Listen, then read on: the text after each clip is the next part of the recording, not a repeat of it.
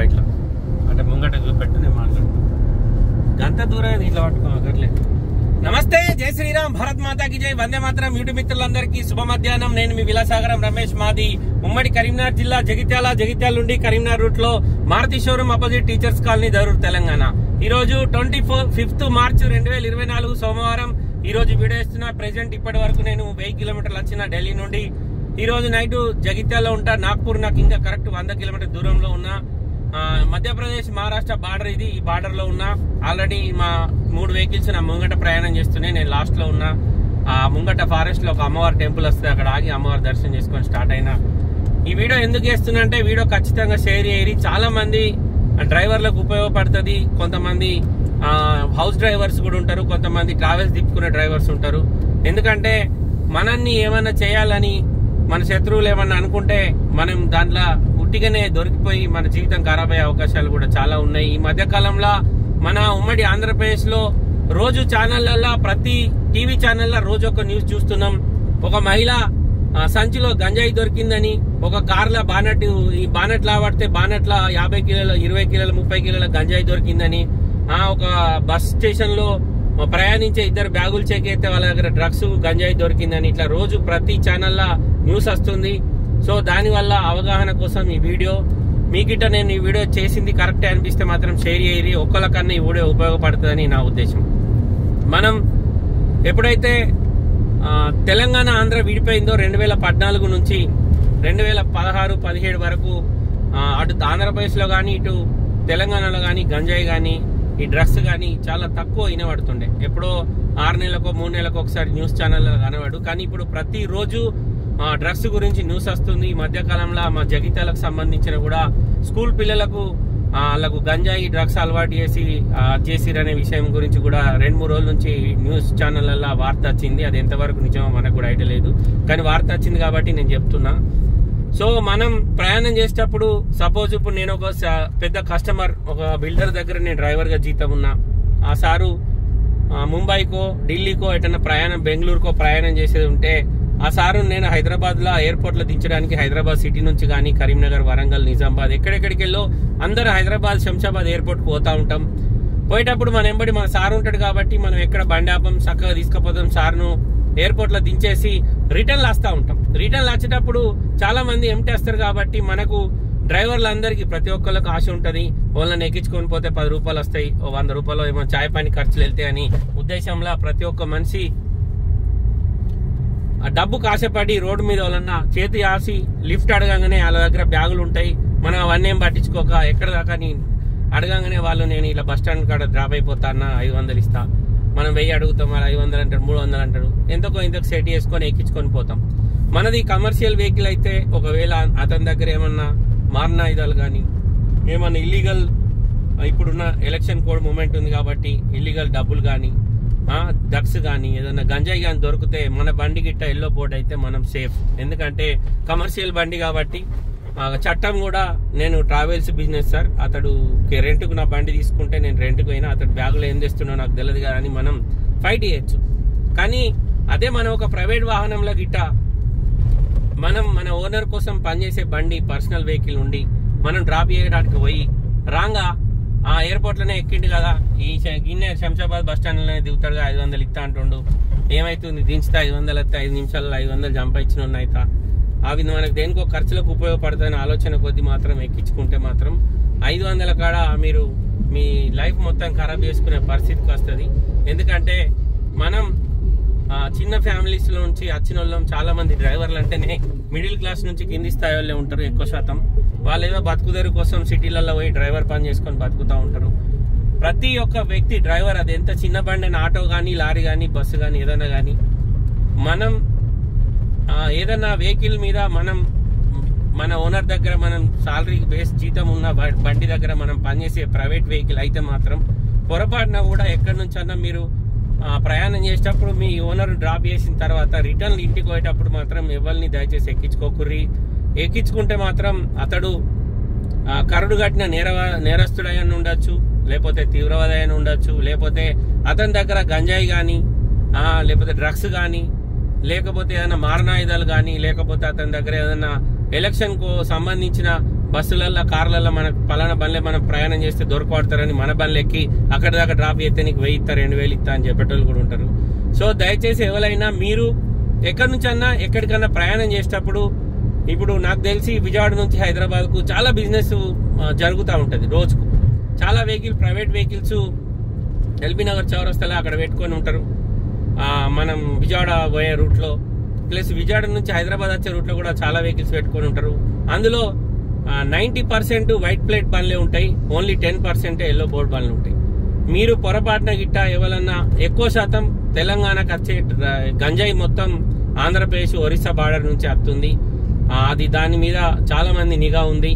ఎందుకంటే మాకు అటు ఖమ్మం జిల్లా, ఇటు నల్గొండ జిల్లా, మాకు ఆంధ్రప్రదేశ్ బార్డర్ ఇటు అంటే నాకు తెలిసి ఇటు కర్నూలు సైడ్ లేదు. అది ఓన్లీ ఉత్తరాంధ్ర అంటాం దాన్ని, ఉత్తరాంధ్ర సైడే ఎక్కువ ఉంది ఆ గంజాయి. అటు ఒరిస్సా బార్డర్, శ్రీకాకుళం, అరకు ఆ ఏరియాలో ఎక్కువ పండిస్తారు కాబట్టి అటు నుంచే ఎక్కువ సప్లై అవుతుంది. ప్రతి వెహికల్ అక్కడ మనకు రోజు ఛానళ్ళల్లో, న్యూస్ ఛానళ్ళల్లో క్లియర్ గా మెన్షన్ చేస్తారు, ఈ బండి ఈ రోజు చెకింగ్ లో పట్టుకున్నాం, దీంట్లో ఇన్ని కిలోల గంజాయి వెళ్ళింది, దీని వాల్యూ గింత అని. సో దయచేసి ప్రైవేట్ వాహనాలు నడిపే ప్రతి ఒక్క వ్యక్తి మీరు రాత్రి గాని పగలు గాని, మహిళలు గాని పురుషులు గాని, అయ్యో ఆడమే కదా ఆపదలు ఉంది అని మీరేమో ఆ బండి ఆపుతారంటే ఆమె దగ్గరికి ఏమైనా దొరికినాయి అంటే ఆమెతో పాటు మీరు కూడా ఒకటే. ఇది మాత్రం పక్కా లిఫ్ట్ కాదు, ఇది మాత్రం పక్కా ఉట్టిగా మన లైఫ్ కూడా ఖరాబ్ అవుతుంది. అసొంటి 500 1000 మనకు రాకపోయినా నష్టం లేదు. వాటి కోసం మీరు ఆలోచిస్తే మాత్రం ముంగట పోలీస్ చెకింగ్లు ఇప్పుడు ప్రతి జాగాలో, ఇప్పుడు మీకు నేను ముంగట లైవ్ లో చూపెడతా. ఇప్పుడు నేను మధ్యప్రదేశ్ మహారాష్ట్ర బార్డర్ లో ఉన్నా. ఇది మధ్యప్రదేశ్ జిల్లాలో ఇప్పటి వరకు నా బండి 10 జాగాలు ఆపారు. ఏం అడగారు మనని, బండి డిక్కీలు ఆవటమంటారు, వీడియో రికార్డింగ్ చేస్తూ ఉంటాడు, మన బ్యాగులు ఓపెన్ చేయమంటారు, బ్యాగులు ఓపెన్ చేసి చూపెడతాం, డిక్కీలు ఆడతాం, డిక్కీలు ఏమైనా ఉన్నాయో చెక్ చేసుకుంటారు. అంతకుముందు అంటే పుట్నాలు, ఆయిల్ ప్యాకెట్స్ ఉండే, అవి చూసి ఏ క్యా అన్నాడు. సార్ సామ్నే జంగల్ మే బందర్ కి దాల్నేకి వెళ్ళి అని చెప్పిన, ఠీకే అన్నాడు. మిగతా అన్ని టూల్ బాక్స్ అవన్నీ ఓపెన్ చేసి చూసుకున్నారు, నా పేరు రాసుకున్నారు, నా మొబైల్ నెంబర్ రాసుకున్నారు, బండి నెంబర్ రాసుకున్నారు, ఎక్కడి నుంచి వస్తున్నావు ఎక్కడికి పోతావు ఈ డీటెయిల్స్ రాసుకొని పంపించేస్తారు. భయపడాల్సిన అవసరమే లేదు. కానీ ఇప్పుడు నేను ఢిల్లీ నుంచి, నీ పేరేమంటివి, దేవరాజ్ పటేల్ని ఎక్కించుకొని వస్తుంది, నేను మానకొండు. ఇప్పుడు ఈయన బ్యాగ్ పట్టుకొని వస్తున్నాను. ఇప్పుడు ఈయన నాతో వస్తుండు కదా, మను రోడే కదా, రా అన్నాను. కానీ ఈయన ఢిల్లీలో లిక్కర్ తక్కువ రేటు ఉంటుంది, ఆయన తిన 2-3 బాటిల్ బ్లాక్ లేబులో ఏదైనా పట్టుకొని బ్యాగ్ లో పట్టుకొని వచ్చింది అనుకో. ఇప్పుడు ఈయనతో పాటు ఈయన నాతో దొరికింది, నా బండ్లే దొరికితే ఈయనే నేను, నాకు ఎవరైతే మా బ్రీజా కోసం కడప జిల్లా నుంచి డబ్బులు పంపించిన సార్ బండి ఉందో, ఇవి 3 తీసుకుపోయి సీజ్ చేసి కోర్టుకు హ్యాండ్ ఓవర్ చేస్తారు. నేను ఫైట్ చేయాలి ఇక. మళ్ళా జరిగిన సంఘటనలో ఇట్లా జరిగింది సార్, నేను నా కథకి ఇది, నా వ్యవసాయం ఇది, నేను ఇది అందా వేసుకున్నట్టు మా ఓడే కానీ నాకు కూడా తెలియదు, ఆయన లిఫ్ట్ ఇవ్వమంటే ఇచ్చిన నేనంటే అది ప్రభుత్వం అవేమి నమ్మది. నువ్వు లిఫ్ట్ ఎందుకు ఇస్తావు, ఆడవడో నీకు తెలియదు, నువ్వు ఢిల్లీ నుంచి జైతల్ దాకా లిఫ్ట్ ఇస్తావారా బాబు అనే డైలాగులు ఉంటాయి. సో దయచేసి మీరు ఎక్కడన్నా ఈ టైంలో మనం బిజినెస్, చాలా మంది చిన్న చిన్న దందలు చేసుకొని బతికేటోళ్ళు ఉంటారు. కొంచెం డెవలప్ కాగానే వాళ్ళందరి మీద అందరి కళ్ళు ఉంటాయి, ఇరికియడానికి కూడా ప్లాన్ చేసి ఇరికిచ్చే అవకాశాలు ఉంటాయి. సో దయచేసి మీరు ఎక్కడి నుంచి అన్నా ఎక్కడికి ప్రయాణం చేస్తే మాత్రం రోడ్ల మీద ఎక్కడ ఎవరు ఆపినా, అది ఎట్టి పరిస్థితులు ఆపినా మీరు బండి మాత్రం ఆపి లిఫ్ట్ మాత్రం ఇవ్వకూడదు. ఒకవేళ పోలీసు వాళ్ళు బండ్లు ఆపితే వాళ్ళు యూనిఫామ్ లో ఉంటారు, ఆపుర్రి, వెహికల్ చెక్ చేసుకుంటారు, మన డీటెయిల్స్ రాసుకుంటారు, మొత్తం బండి అంతా క్లియర్ గా చూపెట్టుర్రి. దూరంకి వెళ్ళి మనకు అర్థమైపోతుంది బండి ఆపుతుండా ఆపుతలేడని. అక్కడ దాకా పోయి సడన్ బ్రేకులు కొట్టుడు, స్పీడ్ గా పోయి ఆపుడు, గట్లోని పనులు చేయకూరి. బారికేడ్లు పెట్టుంటాయి కాబట్టి మనకు అంత దూరంలో ఉండగానే మనకు అర్థమవుతుంది. ఇక్కడ నుంచి స్లో చేసుకుంటూ పోయి లెఫ్ట్ ఇండికేటర్ వేసుకొని కంప్లీట్ రోడ్ కింద ఆ బండి ఆపి చెక్ చేసుకోండి సార్ అని చెప్పాలి. ఆ ఒక్క బండి ఆపే విధానం బట్టే వాళ్ళకి అర్థమైపోతుంది ఈ బండిలో ఎలాంటి ఇల్లీగల్ వస్తువులు కానీ, డబ్బులు కానీ, డ్రగ్స్ కానీ, గంజాయి కానీ లేదని వాళ్ళు ఈజీగా ఐడెంటిఫై చేసి మన బండిని టకటక చెక్ చేసి పంపిస్తారు. ఇక మన నడి రోడ్ మీద బండి పెట్టి ఎవరితో మాట్లాడతావు, నా కాళ్ళు తెలిసి ఇల్లు తెలిసి అంటే పక్క కూర్చుని పెడతారు. ఆ రోజులు పోయినాయి సార్. ఎలక్షన్ కోడ్ లో అందరు సమానమే. ఎలక్షన్ అయిపోయినాక వాళ్ళతో మాట్లాడియచ్చు కానీ ఇప్పుడు ఎవరు మాట్లాడిన వినరు. సో దయచేసి మీరు ఆంధ్రప్రదేశ్ నుంచి తెలంగాణకు వచ్చేటోళ్ళైనా, తెలంగాణ నుండి ఆంధ్రప్రదేశ్ పోయేటోళ్ళైనా, ట్రావెల్స్ బస్సులలోనైనా మీరు ట్రావెల్స్ బస్సులు ప్రతి బస్సుకు మీద ఇంత పెద్ద లగేజ్ ఉంటుంది. ఆ లగేజ్లలో ఏమవుతుందో ఏం పోతుందో కూడా మీకు కనబడది. ఖచ్చితంగా ప్రతి బ్యాగు క్షుణ్ణంగా పరిశీలించిన తర్వాతనే తీసుకోర్రి. పొరపాటున ఏదైనా బస్సులో కానీ వేరే ప్రైవేట్ వాహనాలలో కానీ ఎక్కడన్నా అపరిచిత వ్యక్తులు ఎక్కి అన్న గిడి దాకానే వస్తున్నా నేను అనగా పోలీసు వాడు ఆపంగానే ఆడు ఏం చేస్తాడు, డోర్ తీసుకొని దిగి పారవుతాడు.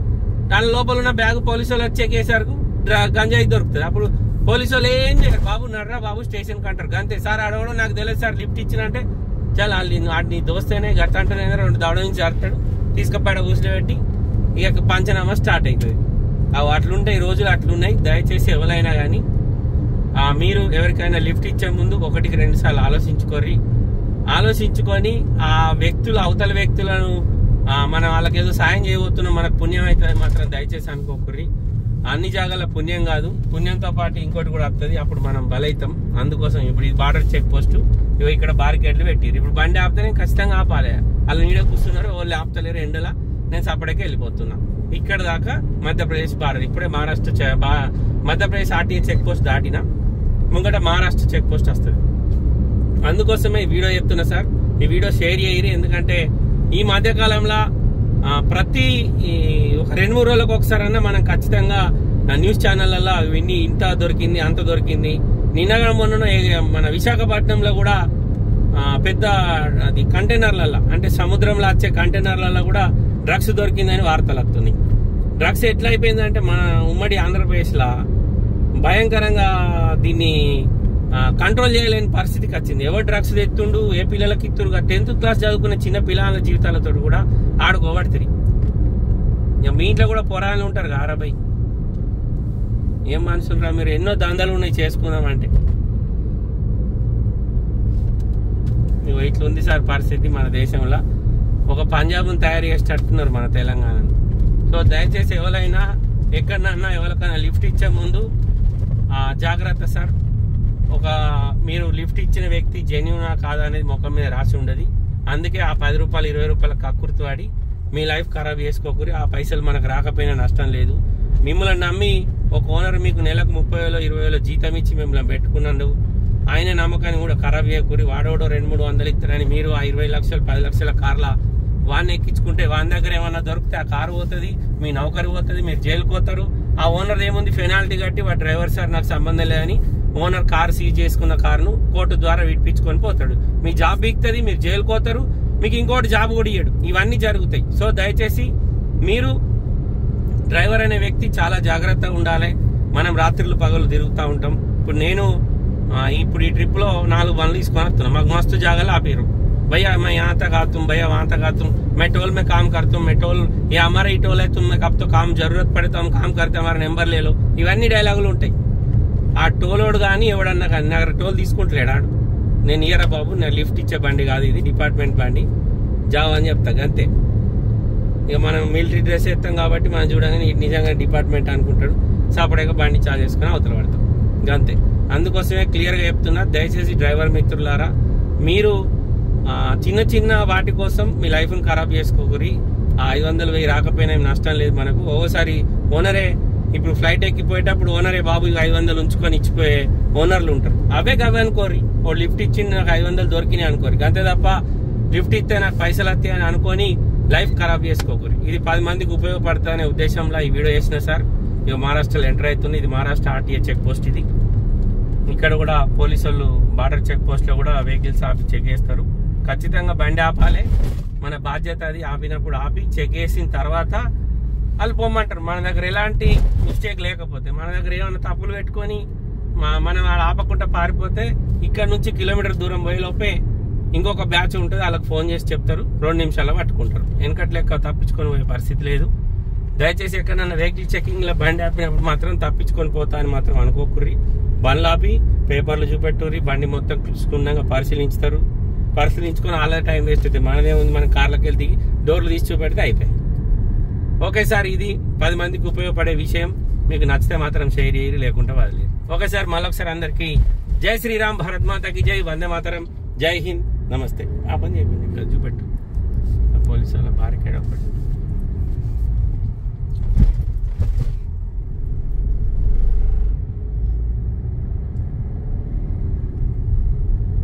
టెంట్ వేసుకున్నారు, డే అండ్ నైట్ డ్యూటీ చేస్తారు ఇక్కడ.